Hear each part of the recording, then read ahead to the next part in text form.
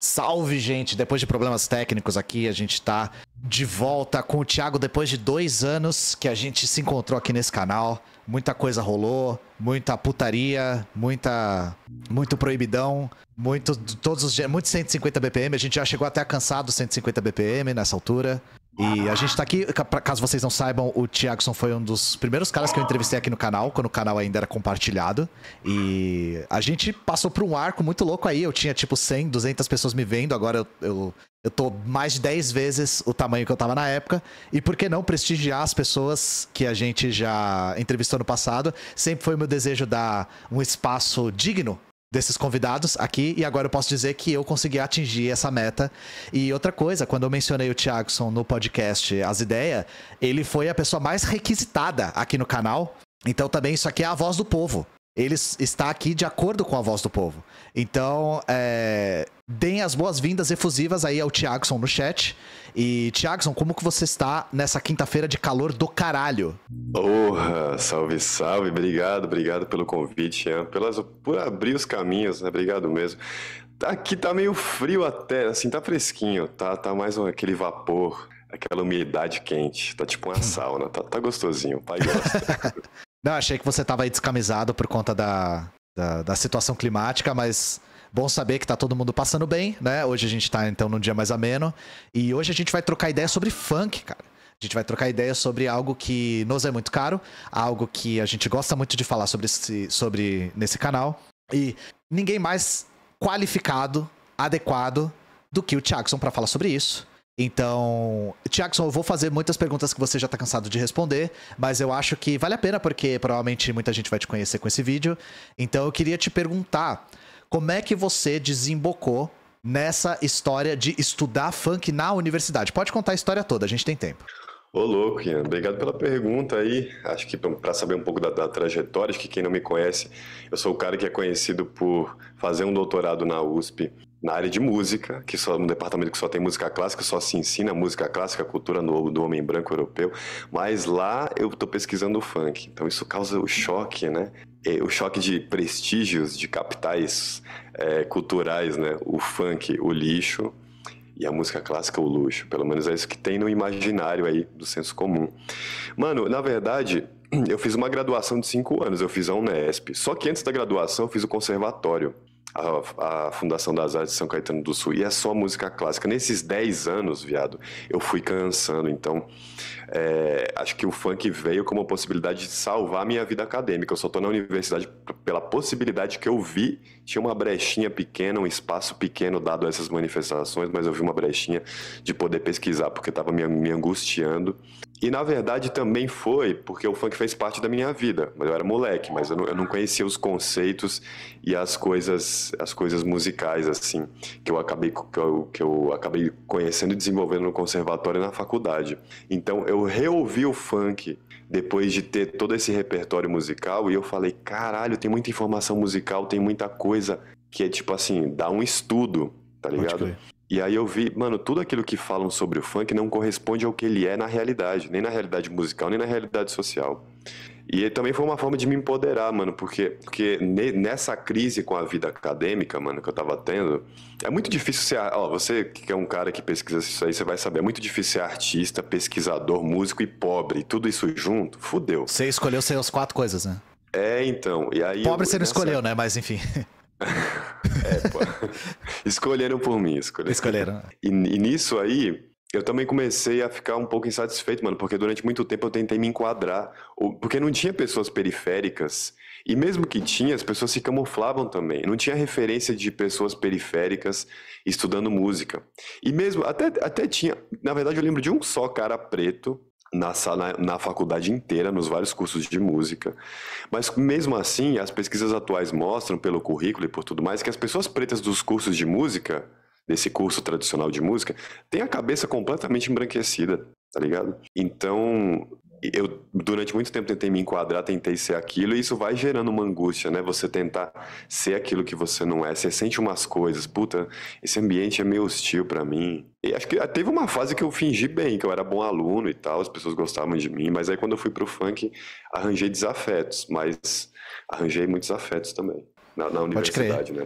E uma coisa que você falou já no seu canal é que um argumento que se utiliza é que na música erudita os ingressos são baratos, então é acessível e não pode ser elitista, e que a maior parte dos músicos, pelo menos, não acredito que a maior parte, mas boa parte dos músicos de orquestra são periféricos, então isso não configuraria um elitismo cultural. Aí como que você responde esse tipo de coisa? Boa, então, a história da música clássica aqui no Brasil, um musicólogo alemão, ele percebeu, ele chama Kurt Lang, né? Ele até se abrasileirou, começou a usar o nome Francisco Kurt Lang aqui. Ele percebeu, quando ele estudou o barroco brasileiro, que a maioria dos músicos eram pretos e pardos. Porque no barroco brasileiro, que aconteceu no século XVIII aqui, os pretos e pardos, para esses pretos e pardos livres, fazer música era uma das possibilidades, uma das pouquíssimas possibilidades de uma pequena ascensão social. A mesma coisa para os moleques de quebrada que vai tocar na orquestra do Heliópolis e por aí vai. Então, a história do Brasil, a história da música de concerto no Brasil é uma história preta, empretecida. Então, essa história de que ela é uma manifestação de elite, de fato mas o que acontece é o uso que você faz dela. Pode crer. Não é exatamente... Quer dizer, a música, ela sempre foi... Acho que fazer música sempre foi uma coisa de pessoas pobre para baixo, né? E até o fato de ser músico sempre foi uma coisa socialmente mal vista, né? O boêmio, o cara meio cachaceiro, que bebe, que vive na noite, que toca em puteiro, sabe esse tipo de coisa? Então, a música... a história da música de concerto, ela não é branca, elitista. A grande questão é o uso que se faz dela, e a grande questão é a cultura elitista, a cultura de valores brancos e embranquecidos, a cultura colonizada e colonizante que existe no ensino dessa música. E acho que quando a gente fala assim, tem uma coisa interessante aí, sabe aquela história de que o trabalhador que produz bens de luxo e não consegue consumir esses bens? Pois é, sim.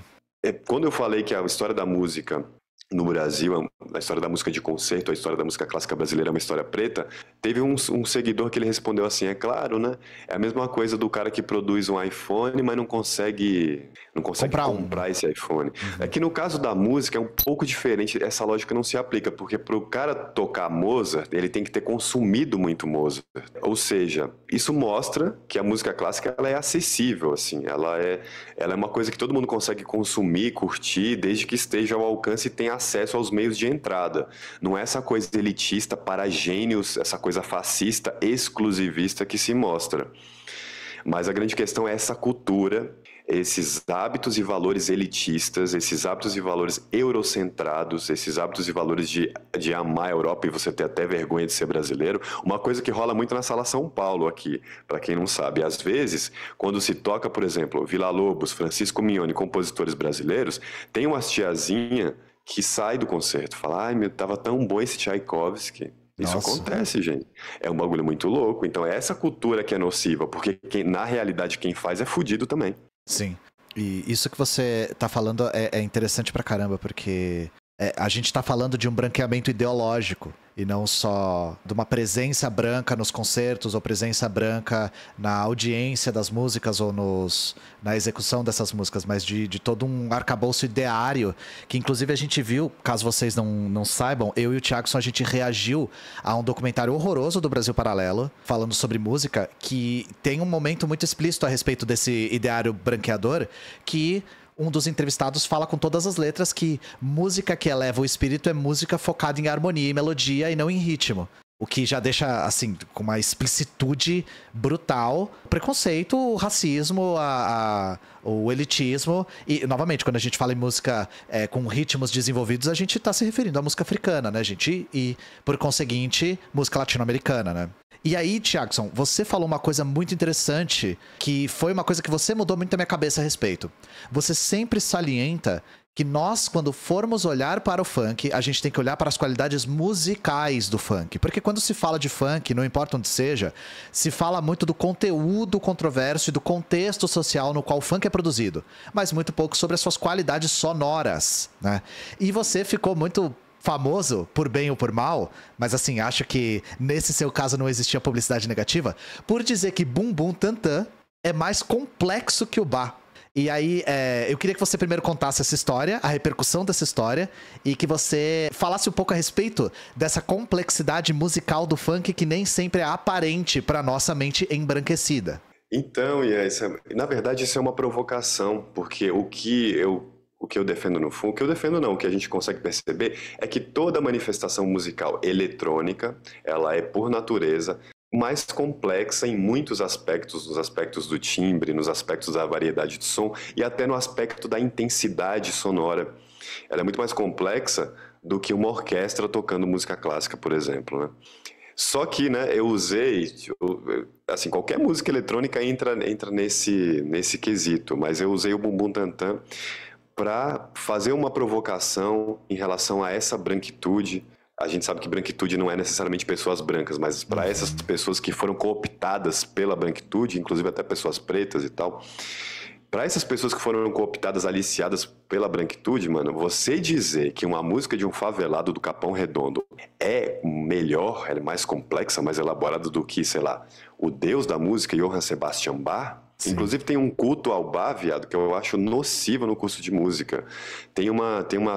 Até uma famosa frase do compositor alemão chamado Maurício Kagel, argentino, alemão, que ele falava assim: nem todos os músicos acreditam em Deus, mas todos acreditam em Bach. Porra, bagulho chato do caralho. Essa deificação, você transforma todo mundo em Deus e você distancia. Isso também era uma coisa tóxica nos cursos de música. Eu lia a biografia e o cara já tinha, sei lá, composto não sei quantas sinfonias aos 12 anos de idade. E eu falava, caralho, parceiro, eu tô aqui na humildade. É o mito da genialidade, né? O mito do gênio. Isso distância, ou seja, a branquitude, voltando à questão, a branquitude ela vai vivendo nessa ideia idiota de que a música boa é uma música complexa, elaborada, que foi calculada pelo intelecto. Uma idiotice. E a arte, a estética não trabalha, não é uma engenharia, né? Com mais complexo, ou com mais elaborado e cheio de cálculos melhor. Não é, a arte não é isso, porra.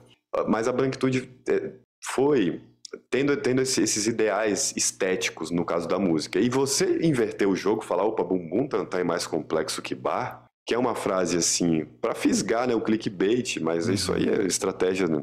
Mas é uma provocação política. É falar, ó, a cultura preta, ela é mais complexa, interessante do que uma orquestra tocando Bach, por exemplo.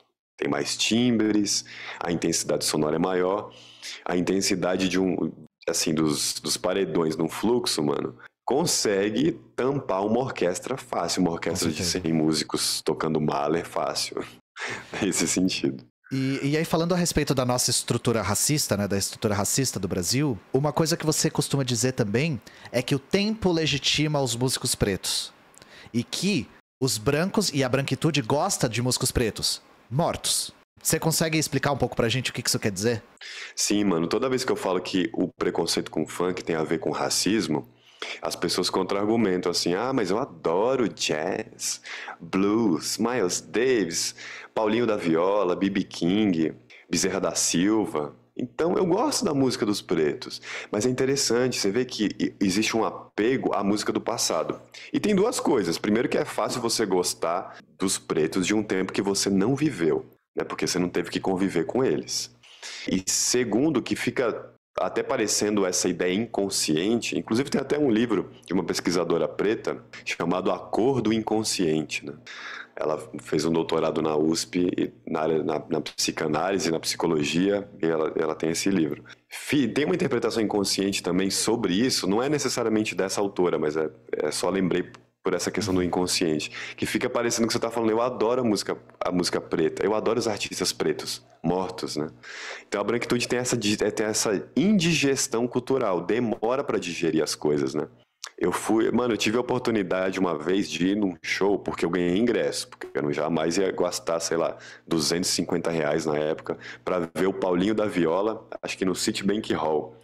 Viado, eu encontrei o Pedro Bial lá, um cara como o Pedro Bial, branco, lá no show do Paulinho da Viola, ou seja, no show de um cara preto que sofreu preconceito pra caralho, e que, enfim, né, música do morro. Se as estruturas sociais não mudarem, esse processo vai se repetir.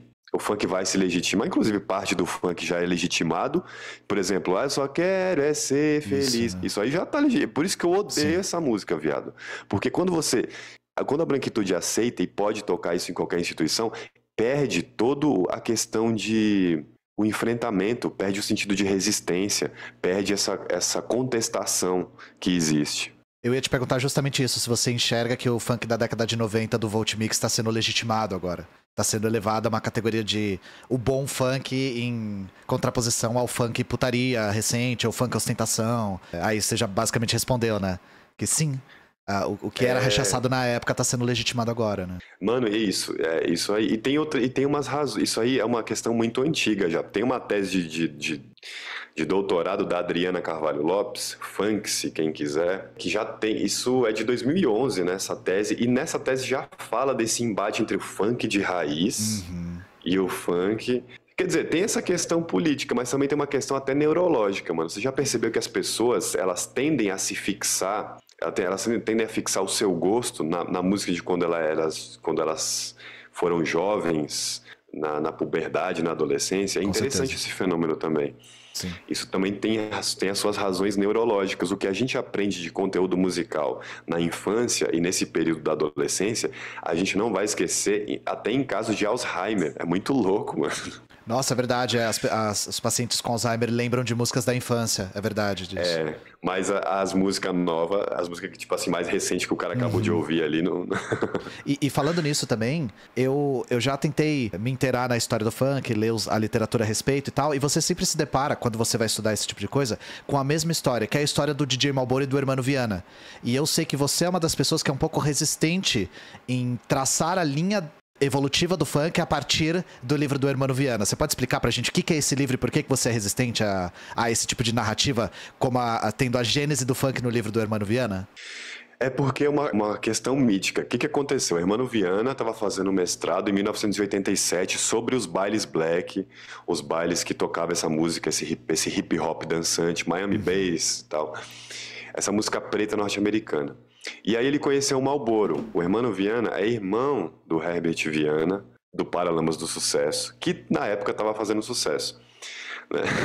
E aí ele tinha acesso aos equipamentos musicais, né, da banda, e ele deu uma bateria eletrônica pro DJ Malboro, porque ele conheceu o Malboro fazendo pesquisa de campo, né? E indo conhecer os bailes, indo visitar. Só que como ele tem um irmão que estava tocando numa banda de rock que fazia sucesso, ele tinha acesso às paradas e deu uma bateria eletrônica pro DJ Malboro. E aí tem essa história, né? Essa história muito contada pelo Malboro. O que acontece, na verdade, é que o Malboro é também um cara que escreve sobre funk. Então existe essa vontade que a gente consegue perceber de se colocar como um pioneiro, como falar o meu funk, sendo que na verdade o funk sempre foi uma produção coletiva. Os discos do DJ Malboro sempre tinham vários MCs, e o que acontece é que o MC o DJ Malboro estava numa posição, até pela cor da pele, né? Eu vejo o Malboro como um cara branco. Pode ser de quebrada e tal, mas assim, um cara branco. E isso dá maior aceitação. A questão, né, do racismo vai ter esse privilégio. Então ele teve o privilégio de estar numa certa posição, de conseguir fazer muita coisa, assim. Não estou tirando o mérito musical dele, mas o fato é que nessa cultura preta, na história dessa cultura preta, que é o funk, a gente vê o privilégio branco também, no caso do DJ Malboro. Então, no que o Malboro conta e no que ele escreve, tem essa vontade de se colocar como... Essa vontade não, existe esse objetivo mesmo, a gente tem isso documentado. E as teses atuais têm questionado essa posição do Malboro como uma espécie de criador do funk. Ninguém cria um movimento como o funk, ninguém cria um movimento como o rap, porque isso tudo é social. A música é um fazer social. O que acontece é que o cara foi um catalisador e conseguiu produzir por várias razões ali. Pode crer. E pra falar, como a gente falou mais cedo, a respeito do conteúdo musical do funk, eu vou recomendar o canal do Thiagson, inclusive aí no chat, exclamação Thiagson, pra ver as redes, porque pra gente debater e analisar o conteúdo musical, a qualidade musical do funk precisa de exemplos. A música é uma coisa que se sente, né? Não dá pra você falar sobre música sem ouvi-la. Então eu vou, assim, tomar a liberdade da gente debater um pouco do conteúdo do funk, porque eu acho que é importante a gente falar também, né? Até porque existe muito ruído no debate acerca disso. Então, primeiro, vamos falar um pouco sobre putaria. O funk e putaria é uma coisa que é tão antiga quanto o próprio funk em si, né? A gente vê, desde essa época aí dos bailes black, as paródias em português de músicas americanas com letras sugestivas ou letras explícitas. Então, a putaria é tão antiga quanto o próprio funk em si, as duas coisas se confundem, né? Mas a gente não pode negar que esse conteúdo do funk de sexo explícito, de atos libidinosos, sempre foi um dos grandes pontos de ataque, né? Um dos grandes pontos de conflito quando se analisa o funk de fora pra dentro. Então, como que a gente pode compreender essa palavra que tá tatuada aí do lado do seu em cima do seu mamilo direito? Que delícia. Ou tá espelhado? É esquerdo isso? É o direito, é o direito. É o direito. Então, que tá tatuado em cima do seu mamilo direito, porque com certeza é um dos assuntos que você mais é qualificado pra abordar. Eu sei que você fala bastante sobre isso, então a gente queria ouvir um pouco de você, como que você compreende o elemento putaria no funk. Oh, que delícia. Mano, é que na verdade o meu trabalho é minha vida, né? É focado não em todo tipo de funk, mas é focado no funk que toca nos bailes de favela, que é o funk putaria, que é esse funk que fala de sexo e tal. E o que eu defendo, mano, muitas outras pessoas têm esse entendimento também, que a putaria é política. Porque existe ainda essa ideia, não, o funk consciente passa uma visão, o rap passa uma visão. Existe essa ideia de que só o funk consciente é consciente. Essa ideia de que só o rap é consciente, né? No sentido, tem uma letra consciente. Na verdade, a putaria ela é muito política e essa provocação e esse incômodo que as pessoas sentem com a putaria é um incômodo político. Porque isso revela... Eu costumo brincar, mano, e dizer que o funk putaria é a arte de falar sobre política, dando a ilusão que o assunto é sexo. Porque quando você vê uma criança cantando putaria, e isso teve problema... Em 2014, o MC Pedrinho estava fazendo muito sucesso e o Ministério Público chegou lá e falou, opa, peraí, tem alguma coisa errada com essa criança com voz infantil, cantando como é bom fuder uma puta profissional e por aí vai. Teve com o brinquedo, com o Pikachu também, né? Esses também tinham. Mas o Pedrinho, acho que ele virou caso de Ministério Público, né? Virou caso de Ministério Público e o Pedrinho tava fazendo muito show, tava ganhando grana, ajudando a família e ele ficou 9 meses sem cantar, mano. Caralho, mano. Os caras, tipo, na pretensão de ajudar o moleque, fuderam com a vida dele, né, velho? Isso que é foda. E aí você vê, por que você tem uma criança cantando putaria? E, na verdade, criança cantando proibidão, que é um outro subgênero que fala da vida no crime, né? Isso tem a ver com a realidade material das pessoas. A vivência sexual nas periferias é muito diferente do que essa infância ideal construída pela classe média branca, por exemplo. A ideia de infância é uma construção social, não é um valor absoluto. Pô, você pega umas imagens do século XIX, tem aí no Google criança fumando charuto, criança com copo de uísque, com charuto na mão, os caras faziam isso de brincadeira, né? Hoje a gente tem essa super proteção da infância, mas eu não tô falando que você tem que expor a infância, as crianças a isso, tô querendo dizer que na favela é assim. E outra coisa, vamos pensar, mano, eu falo por experiência própria, quando você mora numa casa que, sei lá, tem muita gente, mano, o que eu vi de relações sexuais quando eu era criança, principalmente quando eu morava na Bahia, vixe... O bagulho é louco. E, inclusive, quando eu morava na Bahia, o banheiro não tinha nem porta, viado. A gente botava um lençol. Pois é. Então, assim, na verdade, a infância não existe nas periferias. Existe um processo de adultização, adultecimento, sei lá que palavra usar, forçado. E quando o moleque tá vendendo bala no farol, tá fazendo uma coisa adulta, se preocupando com grana e tal. Mas ninguém problematiza. Agora, quando você vê uma criança cantando putaria, vamos lá que tem alguma coisa errada. Porque a nossa sociedade cristã, eurocentrada, tem uma dificuldade com o sexo, né? E aí só problematiza isso na hora do sexo. Então eu acho que todos esses incômodos, a mulher que canta, que quer ser fodida, contraria também esse feminismo acadêmico branco também. Durante muito tempo a gente consegue perceber isso nas pesquisas sobre funk. As acadêmicas brancas de classe média que estavam fazendo mestrado e doutorado olhavam para as minas do funk dos anos 2000 e falavam: isso que vocês estão fazendo não é feminismo? Ou seja, olha que coisa perversa. Mulheres brancas de classe média com acesso à universidade naquele tempo, fazendo uma ABNT do feminismo, tá ligado? Pois é. Fazer checklist de feminismo, né? Exatamente. É complicado. Hoje que a gente tem, graças às cotas, muita gente preta, muitas minas preta pesquisando funk, isso aí tá sendo revisto, né?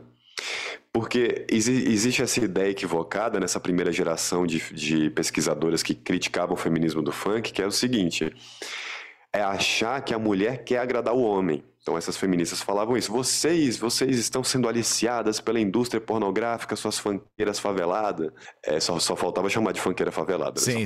O subtexto tá lá, né? Não dá pra dizer que não tá. E aí vocês estão fazendo tudo que macho adora. Mas peraí, meu parceiro, rebolar a bunda ou usar um shortinho não tem a ver com macho, até porque muita mina nem gosta de macho, tá ligado? Verdade. Quer usar o shortinho, quer rebolar a bunda por causa dela, e não por causa... Então essa perspectiva que se parece feminista, acadêmica branca antiga que eu tô me referindo, ela na verdade coloca o homem no centro o tempo todo. Sim, ela acaba elevando o homem à categoria de centro analítico, né? Por acidente. E aí eu ia até te perguntar a respeito disso, né? A respeito da objetificação feminina. Que é algo que eu sempre enxerguei de uma maneira um pouco, assim, não como um problema muito sério, porque se você for analisar a gênese do funk putaria, desse funk putaria que a gente conhece, a gente tem um protagonismo de funkeiras imenso, sabe? Então, recentemente a gente teve a perda da Kátia Fiel, que é uma das pioneiras do funk putaria e uma das grandes expoentes do funk putaria carioca e tal. Isso sem falar das que todo mundo conhece, tipo a Tati Quebra-Barraco e outras que ficaram aí no passado. Lembrem-se da polêmica do Tapinha Não Dói, né? Que acho que vale a pena até a gente falar um pouco sobre, porque isso aí é uma coisa que deve ter gente que não era nem nascida que tá assistindo a gente quando isso aconteceu. Mas no disco da Furacão 2000, chamado Tornado Muito Nervoso Volume 2, um dos melhores discos de funk na história, na minha opinião, assim, um dos mais marcantes, tem uma música cujo refrão era "Dói, um tapinha não dói", e isso também virou caso de Ministério Público, não foi? Por conta de uma ação movida por um grupo feminista não surpreendentemente branco. E falando que a música era uma apologia a... Me corrija se eu estiver errado, Thiago. Que a música era uma apologia à violência doméstica, não era? Sim. E então, aí Não, pode falar. Quem tratou bastante dessas polêmicas em Ministério Público foi o Danilo Simhot. Ele tem um livro chamado Funk na Batida, mano. E é bem interessante pra gente ver todos esses casos jurídicos. O Danilo é um pesquisador do direito, fez direito na USP e pesquisou tudo isso. Então, olha que coisa louca. O que as pesquisadoras do funk, inclusive até as feministas brancas, ortodoxa, o que todo mundo é um consenso geral é que graças às mulheres no funk, as letras se tornaram mais putaria. Então, as mulheres têm esse protagonismo na putaria. Porque você olha o funk antes dos anos 2000, tem essa malícia, essa coisa. É sugestivo. Ele é sugestivo. Não é romântico, né? Romântico, sim. Ó, Baby Me Leva, Princesa do MC Marcinho, ó, Baby Me Leva do Latino. Aí depois, nesse momento dos anos 2000, que a gente tem Tati Quebra-Barraco, Daisy Tigrona, Valesca Popozuda, e a putaria começa. Sim. E então as pessoas entendem essa coisa explícita, as letras explícitas de funk, cantadas por homens, como uma resposta do homem, uma resposta até ressentida, à mulher que se empodera e que canta: a porra da buceta é minha, se eu pedir pra botar, você vai botar, se eu pedir pra chupar, você chupa. Só que tem uma contradição também, porque muitas letras cantadas por essas mulheres, não todas, algumas, foram escritas por homens. Ah, é? Então a gente também tem essa questão complexa aí. Tipo qual? Pra gente ter um exemplo concreto, assim. Puta, viado. Eu não vou lembrar agora, mas tem uma eu acho que da Daisy Tigrona. Tem uma da Daisy Tigrona que foi escrita por um mano dos Havaianos. Sim. E o Danilo também fala sobre isso nesse livro, Funk na Batida, né? Vai estar no capítulo lá, as mulheres no funk e tal. Pode crer. Então tem essa contradição, ao mesmo tempo que você tem letras da mulher falando, a porra da buceta é minha, se eu pedir pra botar, você vai botar, Daco é bom. Você tem também o caso de homens que escreviam letras para as mulheres, e também você tem o caso de mulheres que queriam cantar outra coisa no funk, não tinha espaço, só tinha espaço pra putaria. Entendi. Então a coisa é complexa. É controverso, o negócio é complicado. Você vê que o machismo tá no funk, tá pra caralho, mas tá em toda a sociedade, mas ao mesmo tempo, é a gente entender assim, mano. Tem uma frase muito boa aqui do Graciliano Ramos, que ele fala assim: começamos oprimidos pela gramática e terminamos oprimidos pela polícia. Ele fala que a gramática é uma forma de opressão. Mas ele coloca nessa frase: nos estreitos limites, a gente ainda consegue fazer alguma coisa. Quer dizer, não existe o conservadorismo e, sei lá, o progressismo. As coisas se misturam. Nesse ambiente machista conservador, você consegue achar as brechas pra você conseguir, pô, se empoderar um pouco como mina, tá ligado? Ou um pouco, às vezes, se empoderar muito. Então o bagulho é complexo. Pois é. Não tem esse é isso ou aquilo que é uma coisa tão amada nas redes sociais, né? E olha que loucura. Eu sei da história da Daisy e da Tati, né? Como que a Tati começou, pelo menos ela diz isso, né? Como que ela começou a escrever putaria explícita? Ela chegou pro irmão dela e falou assim: o que você mais odeia que eu faço? Ou o que você mais odiaria que eu fizesse? Aí o cara falou: eu odiaria que você fizesse isso, isso, isso. Ela falou: beleza, escreveu uma música sobre tudo que ele odiava. Então ela se pautou pelo que incomodava o irmão dela no comportamento sexual da irmã pra escrever as letras mais provocativas possível. O que eu acho um método muito interessante que ela utilizou. E no caso da Daisy, uma das músicas mais famosas dela, que é Injeção, que a gente pode dizer que é mais na zona do sugestivo, né? Não é tão putaria. Só que a letra original era putaria, explícita. E quem cerceou a Daisy, olha que loucura, gente. Quem cerceou a Daisy de fazer uma letra explícita foi o Marlboro. Porque o Marlboro sempre foi muito avesso ao funk putaria.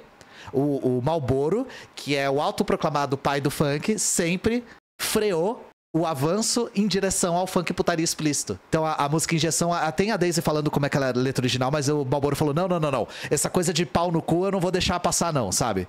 Então boa parte das letras que são só sugestivas foi exigência do Marlboro pra ser produtor da música. Porque ele dizia: eu não produzo funk putaria. Sugestivo tudo bem, mas putaria eu não faço, sabe? Então, isso veio por parte das próprias mulheres. Eu só tô dando esses exemplos pra gente complexificar a questão. Porque é o que o Thiago falou. Não é nem preto no branco, não é nem certo errado, progressista ou conservador. Não dá pra dizer que é coisa binária, né? Dentro dessas margens a gente vai encontrando a diferença. Pode falar, você... Mano, e uma outra coisa que eu lembrei. A HBO lançou um documentário sobre funk. E tem uma coisa que me incomoda também, a questão... Esse documentário entrevistou várias pessoas do funk, é um documentário muito bom em imagens, tem umas imagens muito raras também. E, mano, entrevistou todo mundo do funk. Muita gente, assim, as várias pessoas do funk. Todo mundo na favela. Todo mundo. Mas o Marlboro, uma puta casa. Ele tá no AP dele, né? Porra, isso aí já é estranho, tá ligado? Então acho que. Enfim. Isso diz muito, eu vou parar por aqui. Mas ele tem, assistam o Marlboro. E assim, novamente, a gente tá jogando o Marlboro no lixo? Não, gente, não é isso. Não, O cara é importante, ele realmente foi um produtor que teve um papel fundamental na sonoridade do funk da década de 90, principalmente, dos anos 2000. Mas assim, também, dizer que, foi o que o Thiago falou, essa coisa de dizer que ele é o pai do funk, porra... Os discos dele, Funk Brasil 1, Funk Brasil 2, era lotado de MC, tinha 10, 20 MC lá. A gente não vai falar desses caras, sabe? Tem que falar deles também, pô. E os caras tudo preto, né? Mano. E aí vamos falar de uma outra coisa. Pra mim, você deu a melhor explicação que eu já vi na minha vida a respeito de ostentação, cara. Porque é um outro tema do funk que é muito controverso. A gente pode falar dos proibidões também, mas eu acho que isso é menos... Um assunto, pelo que eu vejo quando o funk é mais controverso, é putaria e ostentação. Como que você compreende o tema da ostentação no funk? E uma pergunta pessoal. O tema da ostentação, ele começa a aparecer mais no funk depois que o funk vem pra São Paulo? Isso é uma pergunta real minha, assim. Mano, então, acho que, primeiro, né, essa questão da ostentação, mano, a gente consegue perceber... Na verdade, quando eu penso na ostentação, eu lembro de algum capítulo do livro, acho que Escravidão, volume 1, do Laurentino Gomes, em que ele fala alguma coisa do tipo assim: como é que alguns reis de lugares, né, da África, como é que algumas dessas pessoas circularam aqui no Brasil? Sim. E aí você tem que pensar, opa, peraí, você tem ali na época da escravidão, pessoas pretas escravizadas, e aí, sei lá, vem um rei de algum lugar africano dar um rolê aqui. Essa pessoa, é interessante isso, né? A distinção, para você não confundir o cara com o escravizado, isso só vai acontecer por causa dos bens materiais. E aí a gente também lembra daquela história do sapato, que no momento que você tinha os pretos e pardos livres e os escravizados ainda, né, esse momento de transição, o uso do sapato demarcava. E, inclusive, até uma coisa muito interessante, né, que eu descobri depois, é que muita gente não conseguia usar os sapatos, muitos escravizados que ganharam liberdade, não conseguia usar os sapatos porque ficou descalço a vida inteira. Mas eu usava, sei lá, o sapato amarrado no pescoço para falar para as pessoas de fora, ó, eu sou livre. Uhum. Eu não sou mais um preto fudido, fazendo analogia à música do Racionais, do Nego Drama. Ou seja, pessoas pretas e periféricas precisam, historicamente, ter muito mais bens materiais simplesmente para falar, eu tô numa classe média, tô numa classe média alta, enquanto que pessoas brancas de sobrenome tal não precisam disso, né? Então é interessante essa coisa da ostentação. Existe um julgamento e normalmente quem julga são pessoas que já estão entediadas com os próprios bens materiais, que não conhecem a carência, não sabem o que é não ter o básico, não sabe o que é viver de doação de tênis, doação de roupa. E olha, normalmente pessoas de fora olham para a favela e falam, não ostentem, sem entender a perspectiva que faz alguém ostentar. E é interessante também que a ostentação só é usada no caso do favelado, do preto, né? Quando você vê um cara de olho azul, de sobrenome alemão, sei lá, num carro importado em Moema, você jamais vai falar que é ostentação. Pois é. É muito louco. Então acho que a ostentação também pode ser entendida pela perspectiva racial, assim, né? Por essa perspectiva. Um pose precisa de muito ouro para falar, ó, eu não sou mais um preto fudido, porque é o pose do rodo. Um cara preto, de chinela havaiana, sem nada, no calçadão do Rio de Janeiro. Quando eu dei esse exemplo lá no podcast As Ideias, o mano falou lá, ixi, nem a favela ia respeitar o cara. Mas mano, isso aí é foda. Isso é real e tem um exemplo famoso pra caramba que é... Tá ligado o Miles Davis, o músico de jazz? Ele ficou muito rico na década de 50, quando eles lançaram lá os álbuns de bebop com jazz. Ele comprou uma Ferrari. Ele falou, eu não podia sair de casa com a minha Ferrari. Porque ele virava a esquina, era parado pela polícia. Virava a esquina, era parado pela polícia. Virava a esquina, era parado pela polícia. Porque pra um Estados Unidos segregacionista, e isso, porra, até hoje deve acontecer. Os Estados Unidos, na época da segregação, um preto numa Ferrari era inaceitável, só podia ser roubo, né?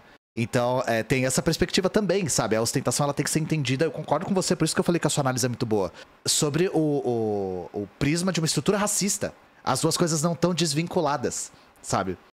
E aí eu imagino que muita gente também vai mudar a perspectiva a respeito de como a ostentação é tema recorrente no funk a partir disso. E aí a minha segunda pergunta é, a ostentação ela costuma aparecer mais no funk depois que o funk encontra raízes em São Paulo?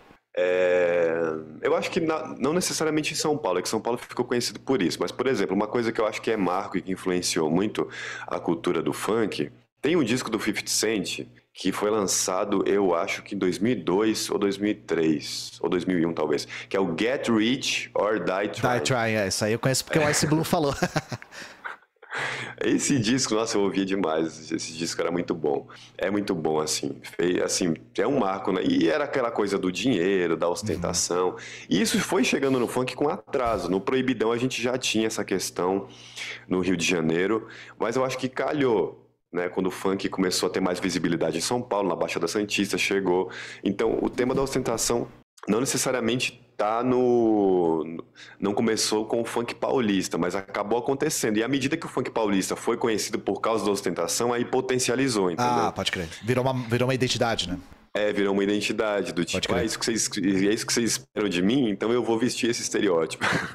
Mas a gente já tem letras, principalmente no Proibidão, né, que vão cantando essa coisa de você tomar uísque, de você ir bem vestido pro baile, aos poucos. Então acho que essa cultura do Get Rich or Die Trying, do Fique Rico ou Morra Tentando, e que é um disco que influenciou bastante as periferias, eu vejo até hoje. Tem um parceiro meu do Paraisópolis que fez uma paródia dessa música, e o MC Davi também fez a mesma paródia da mesma música, só que o Davi é mais estourado, lançou depois. E, enfim, né, teve esse pioneirismo, fez uma paródia de uma das músicas desse disco do 50 Cent. Então essa cultura influenciou muito, já estava no rap americano e chegou no funk com um tempo de atraso, né? E também tem essa coincidência, São Paulo é a terra do dinheiro, né? Não existe amor em SP. Eu perguntei meio por isso também, pra ver se você via alguma conexão a respeito do que é ser periférico em São Paulo, assim, com a temática, tá ligado? Pra ver se você encontrava alguma relação nisso, né? Essa era a minha dúvida. Pra finalizar aqui, a gente pode depois partir pra algumas perguntas. Eu queria fazer a pergunta mais controversa e eu queria que você citasse nomes, que eu quero ver sangue, tá? Por que você acha que parte da esquerda tem uma análise tão porca e tão enviesada do funk? Porque a gente já viu algumas atrocidades serem publicadas em alguns jornais e revistas aí, né? Então por que você acredita que parte da esquerda analisa o funk de uma maneira assim... Isso me lembra uma coisa, só fazendo um paralelo. Usando como exemplo, pra eu dar um nome, pro Thiago também não se comprometer sozinho. Existe um vídeo do Ariano Suassuna falando sobre funk, que eu não sei se você já teve o desprazer de assistir. Já. O Ariano Suassuna, que é um escritor e dramaturgo, que escreve sobre cultura popular, falando do funk, e não é nem do funk que eu acho a fala mais problemática dele. Ele diz assim, eu estava lendo no jornal que o Chimbinha é... O guitarrista da banda Calypso é um guitarrista genial. Se nós gastamos a palavra genial com Chimbinha, o que eu vou dizer de Beethoven? Pra mim, foge da minha compreensão como que um escritor como Ariano Suassuna, que, novamente, escreve sobre cultura popular, consegue ter um pensamento tão colonizado. E aí, a partir disso, eu queria te fazer essa pergunta, né? Dando já parte da resposta. Por que parte da esquerda que diz... mesmo se autoproclamando progressista, ainda enxerga o funk com tanto preconceito? Essa é a palavra, preconceito. Então, no caso da música, é porque, assim, uma coisa que eu percebo, a música, ela é muito técnica. Inclusive, eu até fico frustrado, porque muito do que eu falo não é exatamente musicologia. Ciências sociais, de modo geral. Sim. Falar de música de uma maneira mais técnica e falar dos sons, para todo mundo, talvez é um desafio. É um grande desafio, porque a música ela é muito técnica, assim. Ela tem um vocabulário próprio, né? É difícil de quebrar essa barreira. Sim, não, ela tem esse vocabulário próprio, que vem dessa cultura branca, da teoria tradicional branca, mas mesmo quando você, assim, decoloniza a teoria musical, ainda é difícil falar sobre música. Então, assim, as pessoas... A Universidade de Música e esse conhecimento eurocentrado sobre música, ele conseguiu... se implantar e conseguiu, assim, né, tá presente na nossa vida. É o que eu sempre falo, né, a música clássica não faz parte da vida das pessoas, mas os valores estéticos da música clássica fazem parte da vida das pessoas. Quando você vê o tiozão do rock falando, eu não gosto de funk porque é repetitivo, não tem originalidade, ou seja, esses critérios de originalidade e repetição, isso aí vem da estética europeia do século XVIII. Começou aí. Então, eu acho que é isso, né? A música é muito técnica e acaba que, tudo bem, e aí eu sou um grande crítico, mas eu espero que ele tenha mudado de opinião, né? Do Vladimir Safatli e da Márcia Tiburi, que é aquela esquerda que, mano, puta que pariu. Quando fala de funk, aí você resgata o Adorno, né? Esses dois exemplos também têm esse problema. Usa uma interpretação adorniana, que a gente já sabe o quanto a coisa caminhou depois de Adorno e quanto é problemático você trazer o Adorno para o Brasil, né? No sentido para pensar a música e para pensar a cultura, por mais que ele tenha feito coisas interessantes. Então, eu acho que é isso, né? Quando se trata de música, os caras das ciências sociais ainda vão ter... É muito louco, talvez por conta desse projeto colonial bem sucedido que foi o ensino musical. E a gente consegue perceber isso até no caso do hino da Palestina, mano. Eu fui pesquisar recentemente como é que é o hino da Palestina. Ou seja, o hino dos países da África que eu conheço vem da música de concerto europeia, mesmo a África tendo outra tradição musical. O hino da Palestina também vem da tradição de concerto europeia. Então, o projeto musical branco conseguiu colonizar o mundo como talvez não tenha conseguido em outros aspectos da nossa cultura. Então acho que isso acaba sendo revelado pela isso. Agora, No caso da esquerda também, dessa esquerda intelectualizada, eu acho que é a dificuldade de lidar com o sexo, com o jeito favelado. O primeiro vídeo meu que viralizou, Ian, eu sempre conto essa história. Eu tava na Unesp, ali num congresso internacional, lá analisando o funk Oxanaína, em 2017.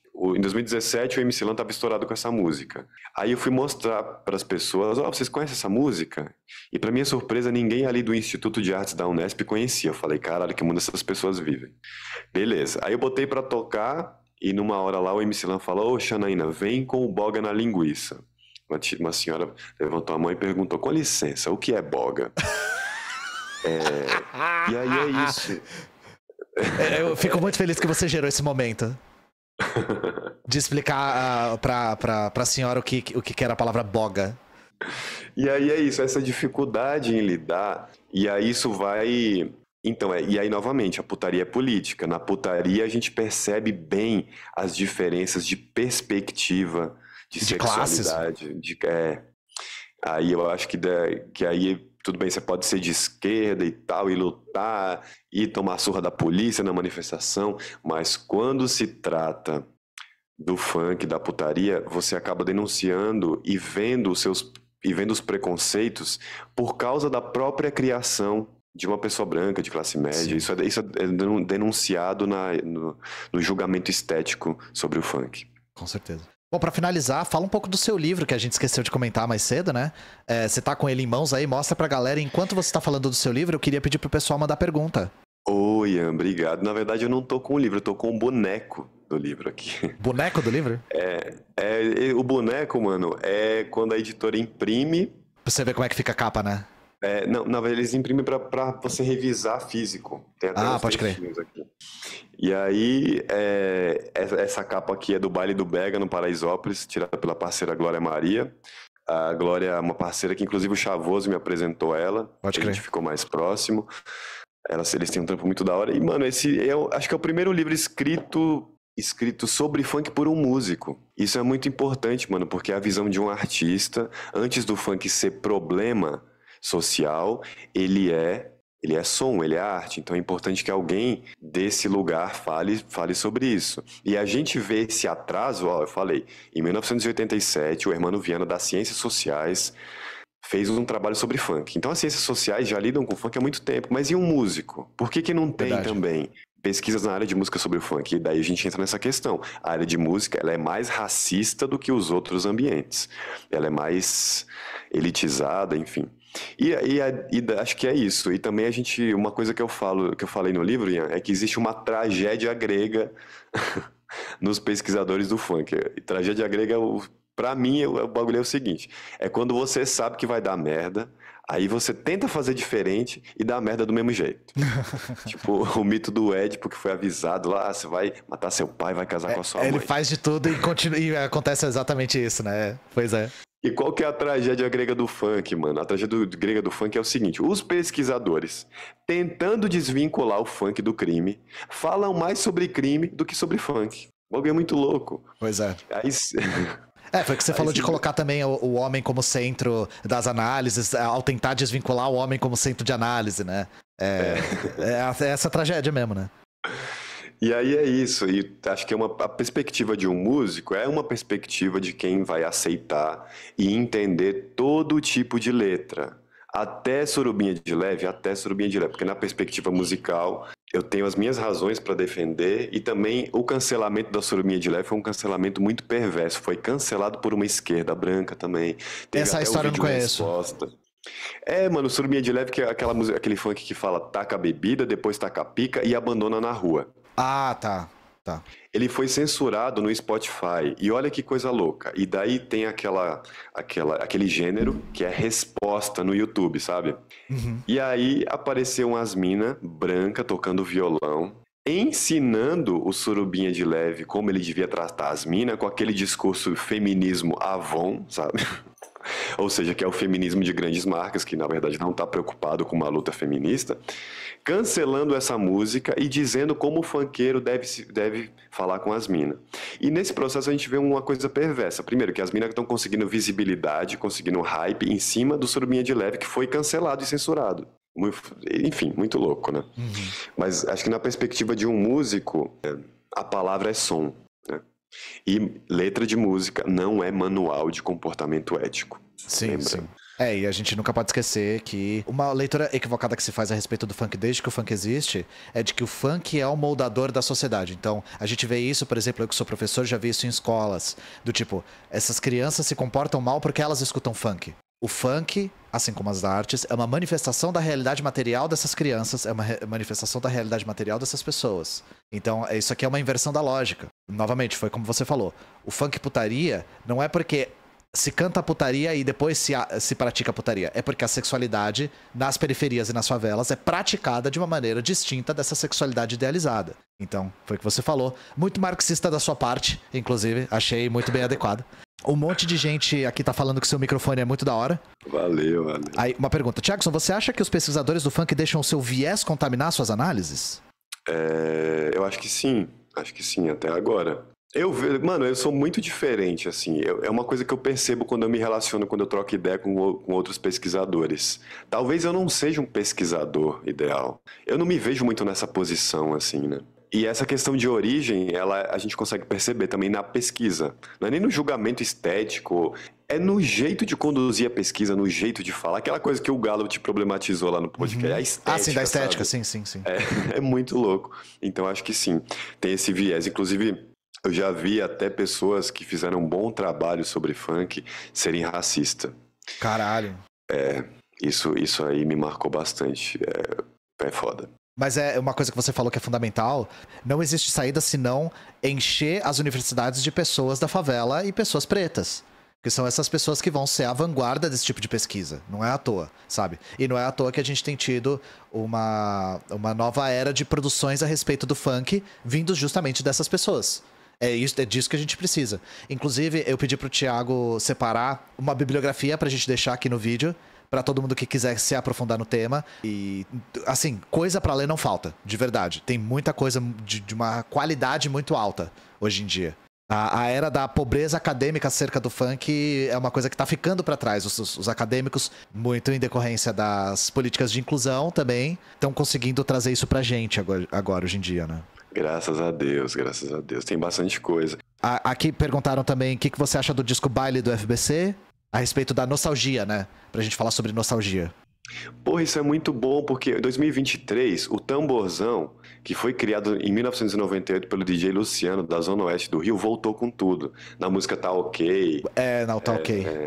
Na música da Novinha, vai Novinha, vai Novinha. Mano, e dizem que a nostalgia louco. demora 20 anos pra bater, né? Então tá meio por aí, né? E o FBC, ele usou o Voltimix, né? Resgatou até com mais de 20 anos, né? Sim, 30 anos, né? Então, pô, é muito da hora isso. E a gente vê a atualidade. E também isso questiona aquela visão de quem leu Adorno superficialmente, de que bens culturais como o funk são descartáveis, não vão durar. Mano... Se vocês quiserem ver uma análise um pouco mais assim do que o Thiago tá falando, nós temos aqui na Soberana o Gui, da Rádio Guerrilha, que é músico também. Eu não sei se você conhece ele, Thiago, mas eu acho que você conhece a esposa dele, que é a Tatiana, que fez também o Nesp. Sei. Você conhece? Então, ele Sei. tem um canal aqui na Twitch também, ele só fala de música, e ele fala a mesma coisa que você sobre o Adorno, que é uma crítica absurdamente inadequada pro Brasil. Você tentar aplicar a teoria do Adorno musical à cultura industrial musical brasileira, você vai tentar, sabe, enfiar o quadrado no buraco do triângulo, assim. São coisas que não se conversam. Sim. Inclusive, uma coisa bem rápida, Ian. A história do funk... Posso falar rapidinho?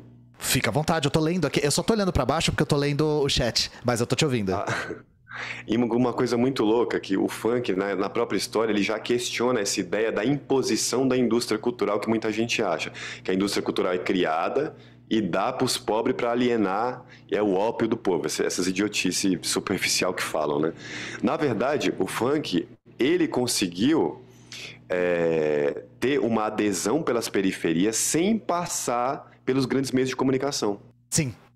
Isso é interessantíssimo. E isso aí já questiona. E por que conseguiu essa adesão? Porque a favela é preta e essa cultura preta do hip hop, foi uma grande influência pro povo preto, porque é o seguinte, mano, é só no hip hop americano que você encontrava, sei lá, nos anos 80, pessoas pretas empoderadas. Aqui no Brasil, as pessoas pretas estavam tudo fazendo escravizado em novela. Você não via preto em capa de revista bacana da hora. Então, talvez por conta dessa identificação, essa cultura musical conseguiu chegar e sem passar pelos grandes meios de comunicação. Então, isso aí já questiona essas ideias adornianas, assim, sabe? E os grandes meios de comunicação abraçam o funk depois que ele já já se tornou um fenômeno. E a gente, nossa, negócio que me dá vergonha alheia, ver aquela era das novelas dos anos 2000 que traziam o funk do Voltimix, assim, como um ponto da história, assim, como se... tipo, é de um jeito muito caricatural, pitoresco, quase como se fosse uma coisa extremamente artificial. É que recentemente eu vi uns cortes dessas novelas antigas, acho que no TikTok e tal, e é bem vergonha alheia. Teve uma pergunta canalha aqui, acho que pergunta canalha a gente pode responder também, né? Então a gente não vai analisar as letras machistas, a gente só vai se preocupar com o ritmo, então. Bom, pergunta canalha porque, primeiro, eu fiz essa pergunta a respeito do machismo e da objetificação pro Thiago e ele respondeu, né? Então, você tá errado. Mas olha que curioso, né? Como se uma coisa cancelasse a outra. E como se as duas coisas não dialogassem. Como se a gente fosse só falar do conteúdo e não apreciar ou compreender o conteúdo sonoro do funk, né?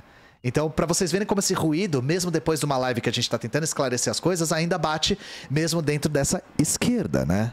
E na verdade eu fico até decepcionado, porque esse livro que eu escrevi, que eu falei que é o primeiro livro escrito por um músico, ele na verdade é escrito por um músico, que sou eu, mas na verdade eu falo tanto dessas coisas de ciências sociais que eu acho que a música também não é o primeiro, não é o Pois é, principal. não tem como, né? Você fica meio preso também nisso, né? Então tem essa questão, tem um capítulo aí sobre a questão da objetificação dos corpos. E lembrando, quem objetifica é o capitalismo, não é o funk, cara. As minas só é objeto de trabalho descartável. Não, e outra coisa, falaram um negócio interessante aqui, e eu já vi você falando sobre isso no seu canal. É só funk que tem putaria, né, Thiago? É só funk. Tem um vídeo maravilhoso que eu vi você reagindo no seu canal, que é o cara falando de pornogore e pornogrind. Meu Deus, cara. O cara fala, não, é totalmente diferente. É diferente porque quem ouve funk é traficante. Ele mete uma dessas assim, né? E você fica, caralho, o cara realmente ficou sem argumento. O cara, ele foi pego de calça curta e ficou tipo, caralho, eu sou uma contradição, eu não consigo explicar isso agora. É foda. Não, mano, sabe o que me deixa mais... Assim, as pessoas, elas chegam num nível de falta de autocrítica que é preocupante, tá ligado? É foda, né? Autocrítica até pra vida delas, assim, mano. Será que a pessoa... Deve ser aquela pessoa que dá uma foda ruim pra caralho e fala, nossa, transei bem que só a porra, sabe? Eu tenho certeza que é isso. Eu tenho certeza que é isso. Aí tem gente falando aqui que não conhecia o pornogore e pornogrind. Cara, pornogore e pornogrind é basicamente essas letras de putaria, só que com metal. E como metal é coisa de branco, aí pode, sabe? É basicamente isso. E assim, vamos ser sinceros que muita gente que escuta esses pornogore e pornogrind é neonazi. Mas também... Porque pode, né? Tem gente falando assim, eu tô criticando autores de surubim e baile de favela, entre outros, que enaltecem estupro. Você lê esse tipo de conteúdo lírico como enaltecer estupro, Thiago? Isso não é uma pergunta cínica, não. É uma pergunta real, assim. Não, na verdade não. Na verdade, o que acontece é o seguinte. Primeiro, o funk putaria tem letras muito curtas, que se você for analisar, sei lá, como uma evidência policial, não dá nem pra saber o que aconteceu. Porque é um soca-soca, bota-bota, que você, não sei o que aconteceu. Mas normalmente 90% das letras, 99%, tem algum indício de que houve consentimento nas relações sexuais. O melhor exemplo é a música do MC K.K, mano, tá estourado aí nos fluxos, que ele se chama de espancador de buceta. Isso aí deu treta também, né? Olha como a música começa. A música começa com aquele áudio que viralizou, que na verdade é verdade esse áudio. Que eles pegaram essa gravação que a mina falando, a mina respondendo o cara no WhatsApp, eu tô transando, idiota, para de mandar mensagem. E no fundo, pá, pá, pá, pá. Ou seja, a música começa com a mulher cantando, com a mulher falando que tá transando, que ela não, tá gozando e não quer ser interrompida. E aí, depois desse contexto, ele manda o espancador de buceta. Então ele tá dando a ideia de... Ele espanca a buceta com consentimento. E a Rose da treta, que ela fala, bate com o pau na minha cara, dá tapa na minha bunda, fudendo a noite toda, fode, filha da puta. E essa polêmica é antiga pra caralho, já começa com o que eu contei aqui, que é o tapinha não dói, né? Que é uma coisa que já foi lida como sendo violência doméstica, sabe? Sim, é tudo questão de contexto, né? É o sadomasoquismo, né? Não, sim. Não é. Mas isso é uma coisa, quem escuta muito funk putaria percebe que o contexto dominante, tá? Do funk putaria é o consentimento. Isso faz parte do conteúdo. O consentimento faz parte digamos assim, da temática. Sério mesmo, gente. Se vocês escutarem, vocês vão perceber isso. Porque, assim, dá pra ver que quando a mulher quer e tá excitada, isso é um elemento atrativo. Isso, então é excitante. E olha que curioso também. No caso da nossa lógica cristã, a excitação feminina é algo, às vezes, não desejável. Porque o cristianismo tem essa lógica de que o prazer feminino é pecaminoso. Isso para todo mundo. Isso aqui vai pra todo mundo que tem a família que a avó tinha um lençol com buraco. Já viu essa, Thiago? Tinha gente na sua família com lençol com buraco? Lençol com buraco. Eita, que a avó falava assim: meu marido nunca me viu nua. Lençol com buraco é por conta disso. É pra você impregnar a sua esposa de maneira cristã, sem vê-la nua. Você não sabia que tinha dessas? Isso aí é real, gente. Lençol com buraco, pô. Então aí a gente coloca as duas coisas em contraste, né? Olha, caralho. Eu fico impressionado que tem muita gente no chat chocado com isso. Eu não tô inventando, tá, gente? Real lençol com buraco era uma coisa, tá? E o orgulho da mulher não... o orgulho das mulheres das mulheres cristãs, do marido nunca tê-la visto nua era uma coisa também, tá? Eu não inventei isso agora. Só vi isso em novela. Bom, existe na vida real, né? Gente. Acho que isso é coisa de branco. Eu tenho certeza que é coisa de branco. Alguém meteu essa aqui no chat. Uma pergunta boa. É possível falar do funk como um movimento? O funk é um movimento de agentes políticos, eu percebo. Inclusive, Ian, por causa do funk, eu conheci muita gente da política real mesmo. Eu conheci Alessi Brandão, conheci o Bruno Ramos, conheci pessoas que... Na Liga do Funk, eu falo da Liga do Funk, foi um projeto de ensino do funk que aconteceu na ação educativa na República, em São Paulo. E ali era uma reunião de MCs, muita gente saiu de lá, Menor da VG, MC João, muita gente saiu de lá, e tinha muita gente da política, ou seja, tinha agentes políticos ali organizando o movimento funk também. Então, até conheci o Cândido Vacareza, que foi deputado pelo PT e tal, na Liga do Funk, ele colou lá. Não, pode crer. Então sim, né? É uma coisa que também não se encerra no conteúdo artístico, né? Tem a política questionadora, que às vezes você pode fazer política sem perceber, mas também tem a política institucional que tá no funk também, né? Sim. Bom, gente, acho que é isso. A gente foi muito... Aparentemente, né? A gente foi muito completo no nosso papo aqui, então as perguntas estão um pouco mais semelhantes a isso. Então eu vou fazer o pedido pra todos vocês comprarem o livro do Thiago, pra vocês todos jogarem dinheiro nele, tacarem dinheiro nele, assinarem o OnlyFans dele também, pode, se você quiser. Oh yeah, baby. E darem exclamação Thiago aí, e isso é uma obrigação moral e ética, segui-lo nas redes sociais, né? Thiago, muito obrigado pela sua presença, é muito curioso pra mim ter você de novo aqui depois de tudo que aconteceu no meu canal, porque você viu esse bebê crescer, e agora ele já tá com barba, cabelo e bigode, já deve estar até com entrada, de tão velho que tá. E assim, sinta-se... Tem o funk que é neném que faz neném, não é mais neném. Neném que faz neném não é mais neném.